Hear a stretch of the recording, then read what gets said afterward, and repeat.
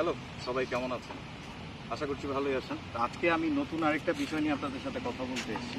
আমাদের মধ্যে অনেকেই আছেন যারা শপিফাইতে ড্রপ শিপিং করছে বা অ্যামাজনে ড্রপ শিপিং করছে।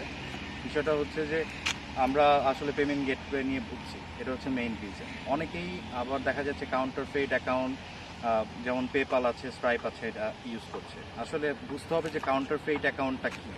কাউন্টারফেইট অ্যাকাউন্টটা হচ্ছে যে আপনি জানেন না আসলে আপনি কার অ্যাকাউন্ট ইউজ করতেছেন, এবং যার নামে অ্যাকাউন্টটা আছে উনিও আসলে জানে না যে ওনার নামে কোনো অ্যাকাউন্ট ক্রিয়েট হয়েছে। তো এন্ড অফ দ্য ডে যেটা হয় যে আপনি আর্নিংস করছেন, আপনি পেমেন্ট নিচ্ছেন ক্লায়েন্টদের কাছ থেকে।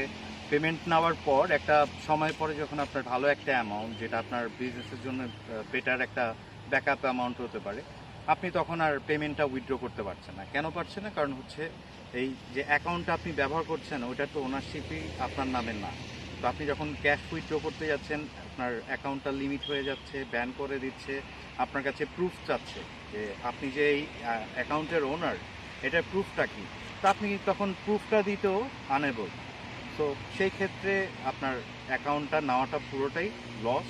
যারাই ড্রপ শিপিং করছেন বা লিগেলি বিজনেস করতে যাচ্ছেন, এইসব কাউন্টারফেইট অ্যাকাউন্ট না নিয়ে আপনি আপনার নিজের নামে একটা এলএলসি ক্রিয়েট করে, একটা ইআইএন অ্যাপ্লিকেশন করে, তারপর আপনি আপনার ব্যাংক অ্যাকাউন্ট, পেমেন্ট গেটওয়ে খুব ইজিলি আপনি নিতে পারছেন। সো আপনি আমাদের কাছ থেকে ওয়ান স্টপ সলিউশন পাচ্ছেন, এবং আমি আমার টিম আপনাকে এই সকল ব্যাপারে সহায়তা করার জন্য আজকে এসেছি।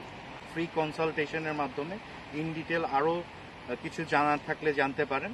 তো দেরি না করে একটা ফ্রি কনসালটেশন বুক করে ফেলুন। Thank you.